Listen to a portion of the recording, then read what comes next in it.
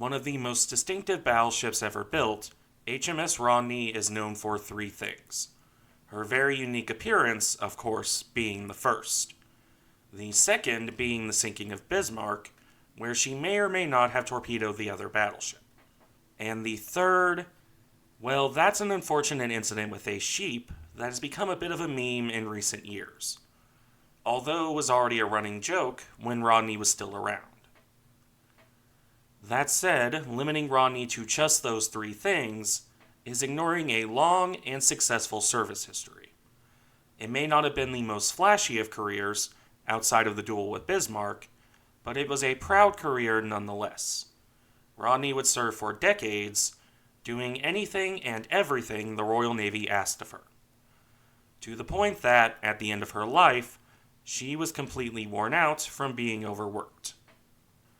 With that in mind, let's look at the career of HMS Rodney and how she ended up so completely worn out. Rodney's story began at the dawn of the 1920s as the Royal Navy found itself with limited money and new treaty obligations. The result of these factors would be the Nelson class, the only new-built battleships between the end of the Great War and the launch of Dunkirk at the start of the 1930s. The distinct look of these ships came about from the Royal Navy trying to cram as much as possible on as little tonnage as possible, with three overriding goals to this effort. Namely, heavy firepower, heavy armor protection over the important bits, and a speed that was faster than contemporary foreign battleships. In all three categories, the ships were largely a success, or as much of a success as they could be on their strict treaty limitations. The armor protection was thick, and while the 16-inch guns had some issues in service, they were still good enough weapons at the end of the day. The speed of 23 knots, at their best, was also 2 knots faster than the American battle line. Admittedly slower than the Nagatos in Japan, but equivalent to the older Japanese battleships. And it is worth mentioning that the Japanese were very good at hiding how fast their 16-inch armed battleships really were. For more specific technical details, the Nelsons displaced 34,000 tons at their full load, barely under the 35,000-ton Washington Treaty limit. On that displacement, the ships carried 9 16-inch guns and 3 triple turrets. As mentioned, these were all mounted ahead of the superstructure to shorten the ships and their armor belt. The A and C, the foremost and closest to the bridge respectively, were mounted on the same level, with B turret, the middle turret, super-firing over them. The third turret on this topic will alternate between C and X depending on the source. Burt, as an example, uses C turret. That tangent aside, the remainder of the initial weaponry consisted of 6 twin 6-inch gun turrets mounted after the superstructure, with 3 turrets on either side of the ship. These were arranged to some extent in a miniature mirror of the big guns. 2 turrets on a lower level, with a higher mounted turret between them. Wrapping up the original gun layout, Rodney carried 6 single 4.7-inch anti-aircraft guns. 4 arranged around the superstructure, and 2 on the stern, along with 8 single 2-pounder anti-aircraft guns scattered about the ship. The final weapons carried, other than those, were 2 24.5-inch torpedo tubes. These have the double distinction of being both the largest torpedoes carried by British battleships and also the last torpedoes carried by British battleships. Armor protection was a 14-inch belt between the gun barbettes that thinned down to 13 inches over the machinery spaces. Following the all-or-nothing principle, the remainder of the ship was unarmored, aside from the turrets with 16-inch armored faces and the deck armor of 6 inches at its thickest. All of this was carried on a hull that could make 23 knots on 45,000 shaft horsepower through 2 shafts. For the remainder of the technical details and design history, I will cover that in a future video on Nelson. For Rodney, this provides a broad strokes overview. Now for her service history. Laid down on December 28, 1922, Rodney would be launched almost exactly 3 years later, on December 17, 1925. A relatively lengthy fitting out process, saw her completed in August of 1927 and commissioned on December 7th of the same year. Although extended sea trials would keep her from properly joining the fleet until March 28, 1928. Once in active service, it didn't take long for Rodney to start accumulating nicknames, ranging from the relatively minor Queen's Mansion in relation to her superstructure to the less kind Ugly Sisters, both shared with Nelson. That said, the most famous of all would be Rodney. This was also in relation to the superstructure, specifically a derogatory reference to oil tankers that had a similar large amidship superstructure, and those ships all had names ending in OL. Thus, Rodney, and Nelsel for her sister. Although I think my favorite nickname is Cherry Tree Class, as a classically British witty jab at the Washington Naval Treaty cutting them down. Nicknames aside, Rodney's early service was largely uneventful. Upon entering proper service in 1928, the new battleship was promptly assigned to the Atlantic Fleet, where she would remain, refits accepted, until 1941. Even after the name change in 1932 to the Home Fleet. That said, the 1920s were honestly pretty quiet. The 1930s were a more exciting time, seeing mutiny and various experimental tests, the latter involving both early testing of shipborne radar and also testing of the unrotated projectile, which was a questionable anti-aircraft rocket. For a non-testing example, in 1930, Rodney visited Iceland for the 1000th anniversary celebrations of the Icelandic Parliament. She would also, in 1930 and 1931, trade flagship roles with her sister as Nelson went in for various refits. During that process, in September 1931, Rodney's crew joined in the Invergordon Mutiny, protesting pay cuts. While not by any means the worst behaved crew here, Rodney's crew have the notable achievement of dragging a piano aboard, somehow, to play songs and ignore their officers. In all honesty, there's mutiny, and then there's playing a piano on a battleship's deck to ignore and annoy our officers. 1932 and 1933, by contrast, were quiet years, insofar as not even Bert has anything noteworthy enough to include. 1934, on the other hand, began with Rodney once more swapping flagship duties with her sister, at least for a little bit. The fleet cruised to the British West Indies in January, and Rodney was temporary flagship after Nelson contrived to run aground. It swapped back to Nelson, however, during the cruise, so this was very much a temporary measure. Come 1935, Rodney would join up for the Silver Jubilee Fleet Review for King George V, something she would repeat for the Coronation Review of King George VI in 1937. While an interesting historical note, it was also the final major thing of note in the 1930s. From June 1937 to February 1938, Rodney was fleet flagship again as Nelson entered a long and extensive refit. Her own, much shorter refit would follow in September of 1938, only lasting until November of the same year. This lack of a long refit would come back to bite Rodney in 1939 as World War II began. You see, a common complaint with the Nelsons was steering issues. This has been exaggerated a bit in later years, but that doesn't mean it wasn't a thing. The ships could be a bit sluggish to turn when a high enough wind caught their massive superstructure. More importantly here, the rudder was apparently a tad on the weaker end. This was, evidently, replaced on Nelson during one of her longer refits. Rodney, meanwhile, was not so lucky. Her shorter refits were the more typical ones that any ship needs after a certain time at sea. While her initial escort duties of various convoys went well enough, the rudder would become a very real issue in November of 1939. Following the sinking of Rawalpindi by the Scharnhorst on November 23, 1939, Rodney was dispatched to chase the terrible twins. This would have been a tad optimistic at the best of times, considering the speed difference. Although Rodney was doing it as part of the home fleet, not on her own. However, things went wrong by the end of the month. The rudder developed serious issues by November 29th, prompting Rodney to steer home with her engines, and promptly enter into dock for repairs that would last the rest of the year. Unfortunately for her, these steering issues are only less notorious than Warspite, because Warspite is a more famous ship. Rodney would have off and on issues with her steering gear, sometimes serious issues, for the rest of her career, no matter how many times the British tried to fix it. Sounds familiar, doesn't it? As it would turn out, it would only take until February 1940 for the steering gear to fail once again. On the 24th, Rodney had to detach from patrol duty to return home as her rudder messed up.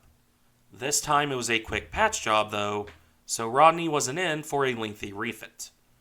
In fact, by the 27th, she was visited by the King and Queen alongside Churchill. Following that, Rodney would, with Churchill still aboard, join the rest of the fleet in Scapa Flow in March of 1940. This saw her attacked, without result, by the Luftwaffe on March 16th. A further attack would come on April 7th, as Rodney sortied against German warships in the North Sea. This time she would be hit by a 500-kilogram bomb. It didn't penetrate her armor deck, and the fire in her galley was put out quickly. 3 men were wounded by the bomb, and another 15 suffered electrical burns when the firefighting water landed on a junction box. Interestingly, this is actually some of the worst damage Rodney would take from enemy fire, which is telling in comparison to Nelson's repeated underwater damage.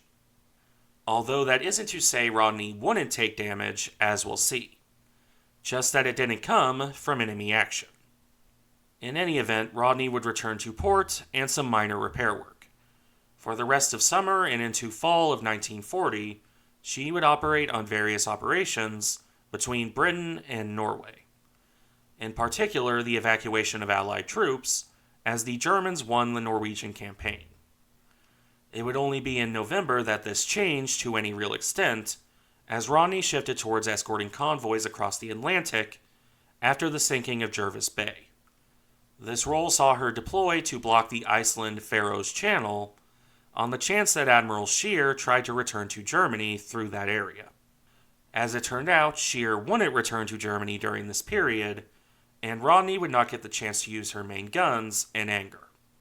With the German raiders still at large, Rodney was assigned to escort a convoy from Halifax instead. This would not go as well as hoped. On December 7th, 1940, the weather took a turn for the worse. In fact, it became such a severe storm that the battleship suffered significant forward damage. Fractured frames and splitting of her bottom that led to flooding of her bow. Repairs to this would last from mid-December until January 1941. For those keeping track, we're entering the second full year of the war, and the weather has done more damage to Rodney than the Germans. Although, before I go over 1941, and by extension Bismarck, I'll make a quick note here. At some point in 1940, as the story goes, Rodney was moored at Scapa Flow. All well and good. Until one of her stokers was apparently found on one of the islands around the anchorage. The man was found in a compromising position with a Scottish sheep. As the story is told, the man would later, at his court-martial, plead that he thought the sheep was a wren in a fur coat. Wrens, for those unaware, being the common nickname for the Women's Royal Naval Service. WRNS. Or wrens. I don't think I need to say that no matter how drunk you are, mistaking a sheep for a woman in a fur coat, yeah, I'm not sure I believe that. For better or worse, Rodney would apparently spend the rest of her career with that incident hanging over her head. By which I mean that, for the rest of her career, Rodney would have the crews of other ships constantly baaing at her wherever she went. Up to and including going into combat. The story is a fairly popular meme in the modern day, but I'll note that it's one that isn't often cited. Bert, for example, makes no mention of it. Not going to say it didn't happen, but it's one of those things to keep a grain of salt handy. Sheep and unfortunate stokers aside, 1941 would be Rodney's most exciting and successful year. After finishing the refit from her storm damage, Rodney returned to the service in late January 1941. This would entail a return to escorting Halifax convoys while hunting for the Scharnhorst sisters. She would sight Gneisenau on March 16, 1941, but Rodney was sighted in turn. This quickly became a problem because the German battleship could make over 30 knots. Rodney, at her absolute best, could barely crack 23 knots. As one could expect, the German ship quickly pulled out of range, leaving Rodney missing another chance to use her guns in anger. It was then back to convoy escort once more, until Rodney managed to get her first kill on April 19th. With the unfortunate caveat that said kill was an armed trawler that she rammed in the darkness. A friendly armed trawler. Sources will differ, but at absolute best, only 4 men from the trawler Topaz were plucked from the water.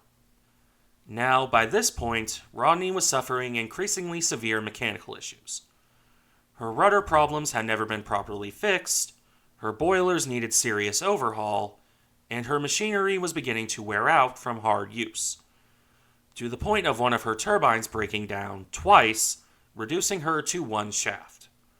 Rodney had, after all, never received the kind of lengthy overhaul that a ship her age really needed. Kind of similar to Hood in that regard. However, unlike Hood, Rodney would get that refit to at least some extent. In late May 1941, the battleship left Britain. British docks were a bit overwhelmed, and Rodney was instead assigned to be refit in the ostensibly neutral United States. To do this, the battleship had most of the material required for her refit stuffed aboard in any open space, to the tune of 4,000 boiler tubes and 3 octuple pom-pom mounts, the latter stored atop her B turret. Further crates of supplies were stowed on deck, along with gold and other valuables below deck. As if all of that wasn't enough, Rodney also carried about 500 military passengers. While carrying most of the material for her refit, the battleship wasn't incapable of combat. She was part of the escort for the liner MV Britannic. No, not that Britannic.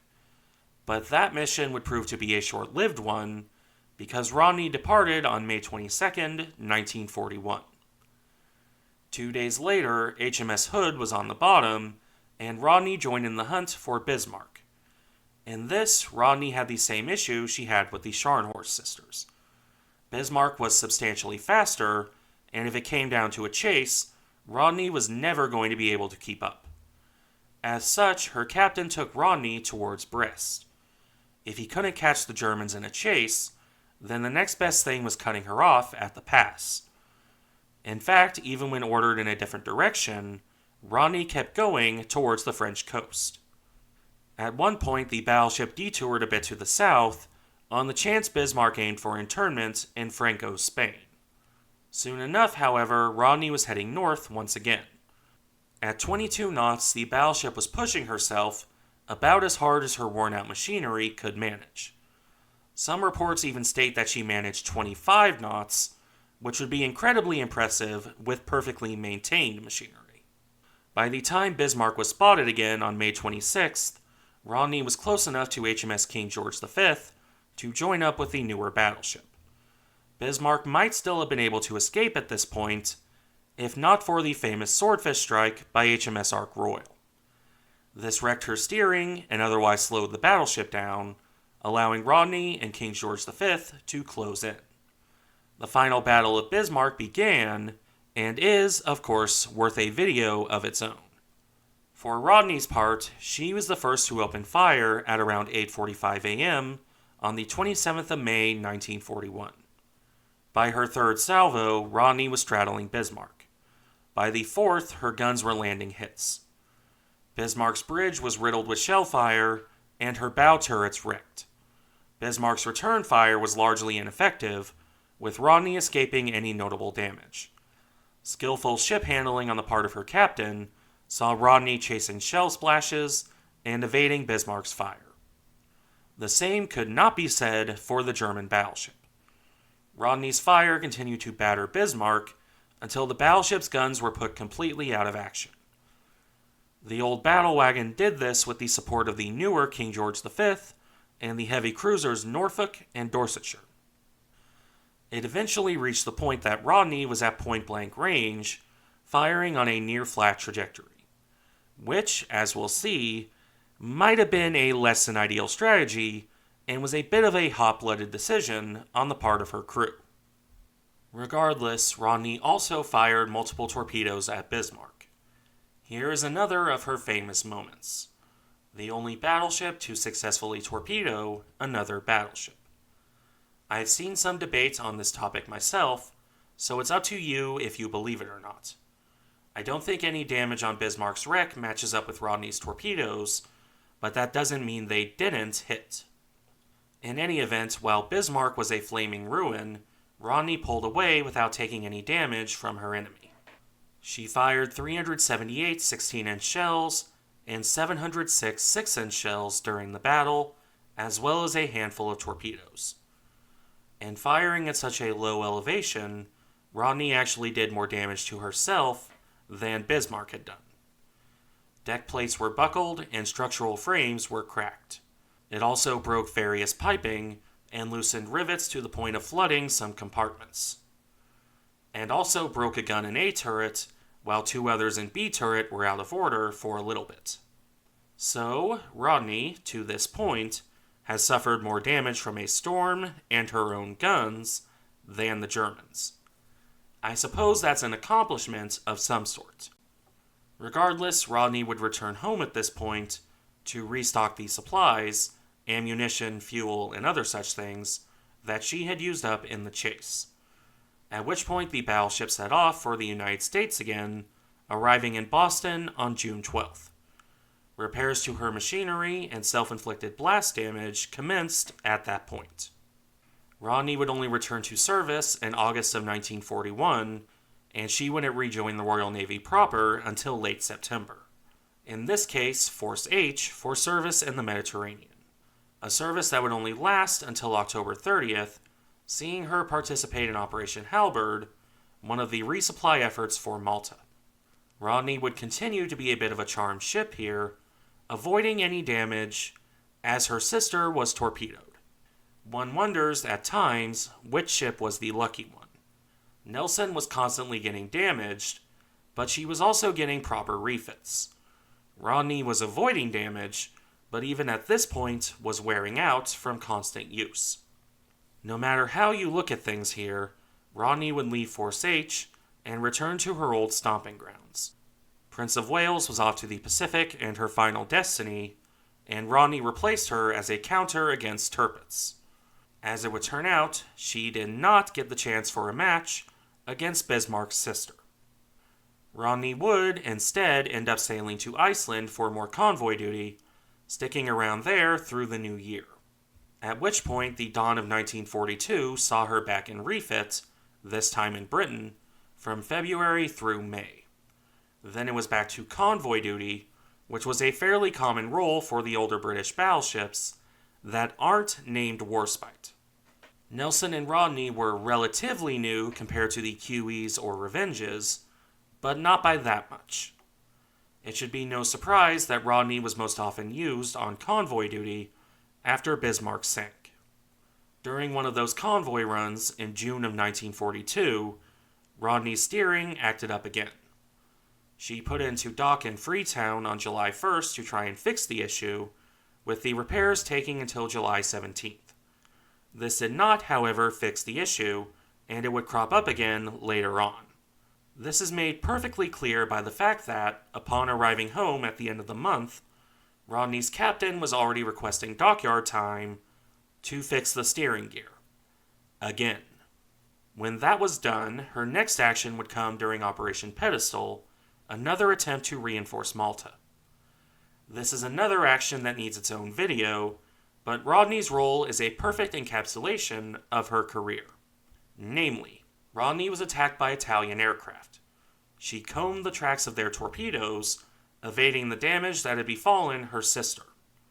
Attacks by dive bombers, similarly, failed to have much impact. Rodney evaded most attack, with bombs hitting near her but never doing any direct damage. The one bomb that did hit bounced off one of her turrets, wounding 4 Royal Marines and not much else. For her part, Rodney fired back with everything she had, up to and including her main guns, trying to down Italian bombers with shell splashes. That was about as effective as any time a battleship tried that, which is to say it was very scary, but not particularly effective. Through all of this, Rodney's steering gear was fighting a losing battle. Her crew kept it going as long as they could, but it was constantly on the verge of giving out. The need to wildly maneuver to avoid damage did not help matters. Rodney's boilers began to give out as well, lowering her speed to 18 knots. As such, after Pedestal, she was back in refit to try and sort out her machinery and her leaks. The fact she went in on August 22nd and came out less than a month later on September 16th, 1942, should tell you everything about how much good that refit did. The rest of her career past this point largely consists of various shore bombardment duties. In November 1942, she supported Operation Torch. This saw Rodney duel with a French shore battery, with both the French and Rodney doing little of real note to each other. The battleship continued to avoid damage, I suppose. Following the conclusion of the Torch landings, Rodney would remain in the Mediterranean on support duty until returning to Britain for another short refit in May of 1943. When that was complete, it was back to the Mediterranean and Force H, and back to shore bombardment, in this case to support the jump from Sicily to mainland Italy, as well as the landings at Salerno in September 1943, though this was evidently only her anti-aircraft guns. By the end of this, however, Rodney was in desperate need of a refit. Further storm damage during a training exercise on December 29th did not exactly help matters. It was bad enough that, by the start of 1944, Rodney was leaking terribly. I've seen it listed as 1,000 tons of water per hour at its worst, with her pumps running basically non-stop. Coupled with her worn-out machinery, and Rodney was only barely combat capable. The ship really needed to be taken out of service and completely overhauled and modernized. Instead, Rodney would get the bare minimum required to keep her moving, as she was assigned to the Bombardment Reserve for the Normandy landings. On June 6, 1944, this saw her engage coast defense guns and then support the landings on Sword Beach. The next day, she fired her guns inland around Caen, before then switching to Juno Beach. After that, it was back to Sword and Caen on the 8th, as the Germans began to understand that her shells were light, but only by 16-inch gun standards. A light 16-inch shell is still a 16-inch shell, and that will ruin a Tiger's Day any day of the week. That said, Rodney would remain off Normandy through early July. In fact, in early July, Rodney would do something similar to Texas. The crew pumped oil to one side of the ship to give her a list, allowing the battleship's guns to have increased elevation and range. All of that aside, though, by the time she left Normandy in August, Rodney was done. She had been worked hard and long, with only short refits to keep her broadly functional. The battleship needed a full modernization to remain in active service, and that wasn't going to happen. The European War didn't need her at this point, and no amount of modernization would make Rodney fit for the Pacific War. As such, Rodney languished in Britain, only rarely sailing on short patrols. She would remain as such for the remainder of the war. Until, in March 1948, HMS Rodney was sold for scrap. She may not have had the most exciting career, a couple exceptions aside, but Rodney gave good and long service, until the ship just plain wasn't capable of giving anything else. Thank you for watching. Remember to like, comment, and subscribe if you enjoy the content, and I'll see you in the next one.